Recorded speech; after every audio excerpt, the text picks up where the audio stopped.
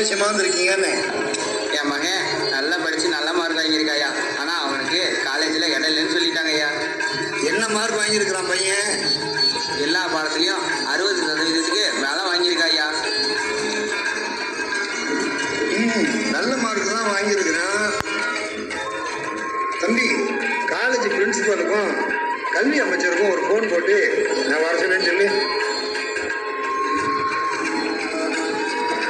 ஐயா வணக்கம், உங்களோட முதலமைச்சர் பேசணுங்கிறாரு. கல்லூரி முதல்வருக்கு வணக்கம்.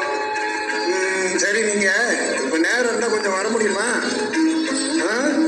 சரி வாங்க.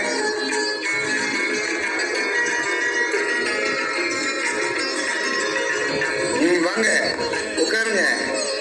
இந்த பையன் நல்ல மார்க் தானே வாங்கியிருக்கான். இவனுக்கு ஏன் இடம் கொடுக்கலன்னு? ஐயா, இந்த மாதிரி நிறைய பேருக்கு இடம் இல்லாமல் போச்சுங்கய்யா. நிறைய பேருக்கா? அப்போ நிச்சயமா ஏதாவது செஞ்சாங்கன்னு. இந்த தம்பி அறிவியல் பாடம் படிக்க விண்ணப்பம் போட்டிருக்காங்க ஐயா. அதுக்கு லேப், அதாவது ஆய்வகம் போய் சோதனை செஞ்சு புரிஞ்சுக்கோங்க ஐயா. இந்த தம்பி தான் 60 மார்க்கு மேலே வாங்கியிருக்கானே, அதனால புரிஞ்சுக்குவான்னு. புரிஞ்சுக்கோங்க ஐயா, அதுல ஒரு பிரச்சனையும் இல்லைங்கய்யா. நம்ம லேப்ல 50 மாணவருக்கு மட்டும்தான் ப்ராக்டிக்கல் செய்ய முடியுங்க. அதனால 50 பேருக்கு மட்டும்தான் சீட் கொடுத்துருக்கோம். அப்படியா? சரி, புதுசா இன்னொரு லேப் கட்டுங்க. ஐயா, இந்த அளவுக்கு இந்த காலேஜோட நிதி நிலைமை இல்லைங்க ஐயா. அப்படியா? சரி, இப்படி பண்ண என்ன? சொல்லுங்கய்யா. ஒரு நாளைக்கு 2 ஷிஃப்ட் வகுப்பு நடத்துங்க. அதாவது காலையில் 8ல இருந்து மத்தியானம் 1 மணி வரைக்கும், அப்புறம் மத்தியானம் 1:30ல இருந்து சாயந்தரம் 6 மணி வரைக்கும் அப்படின்னு 2 ஷிஃப்ட் நடந்தீங்கன்னா ஒரே லேப்ல காலையில் 50 பேர், மதியம் 50 பேர் பயன்படுத்தலாம்ல. தாராளமா பண்ணாங்கய்யா. 50 பேர் மட்டும் படிக்கிற இடத்துல 100 பேரா படிப்பானுங்கல்ல. அருமையான யோசனைங்க ஐயா. அப்படியே செஞ்சிடலாம் ஐயா.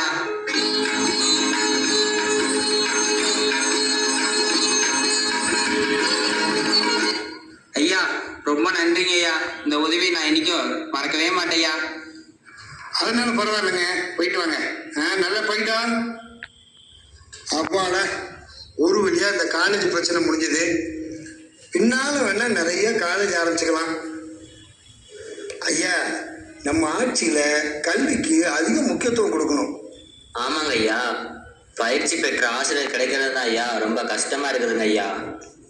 நான் என்ன சொல்றேன்னா, படிச்சுட்டு வேலை இல்லாம இருக்காங்கல்ல, அவங்கள பள்ளிக்கூடம் ஆரம்பிக்க சொல்லலாம். 1 வருஷம் நடத்தட்டும், அப்புறம் அவங்களுக்கே ட்ரைனிங் கொடுத்து நம்மளே சம்பளம் கொடுத்து வச்சுக்கலாம். பள்ளிக்கூடமா? கட்டடம் கட்டுறதுக்கு ரொம்ப செலவும் ஐயா. இல்லை, முதல்ல வாடகைக்கு இடம் பார்த்து கட்டட்டும், அப்புறம் பின்னால் வளர்ந்ததுக்கப்புறம் கட்டடம் கட்டிக்கிட்டோம். நம்ம கட்டடம் கட்டுறதுக்கு ஆகிற செலவை விட சம்பளம் கொடுக்கறதுக்கு மட்டும் ஆகிற செலவு ரொம்ப கம்மியாக தானே இருக்கும். நான் போன வாரம் ஒரு கிராமத்துக்கு போய் பார்த்தேன். பணம் இல்லாதனால தான் புத்தகம் வாங்க முடியல, சீருடெல்லாம் வாங்க முடியலன்னு பிள்ளைங்க படிக்காமல் விட்டுறாங்க. நம்மளே அதெல்லாம் கொடுத்தா என்னன்னு தோணுது. ஐயோ ஐயா, அரசுக்கு அதிகமாக செலவும் ஐயா.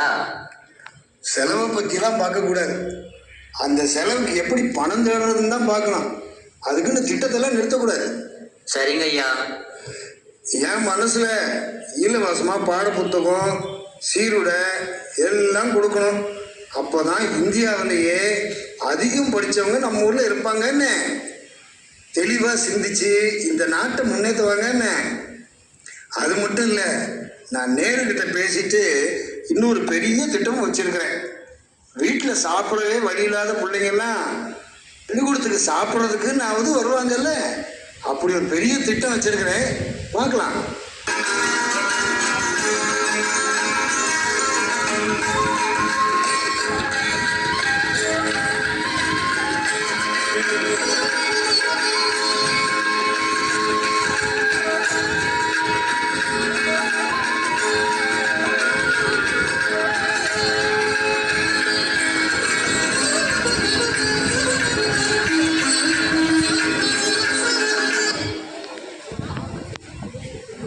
இப்படி யாருமே எதிர்பார்க்காத அளவுக்கு கல்வியில் சாதனை புரிந்த அந்த மாமேதை மாணவர்களாகிய நாம் இந்த நாளிலே அவருடைய இனிய பிறந்த நாளிலே நினைத்து பார்ப்போம்.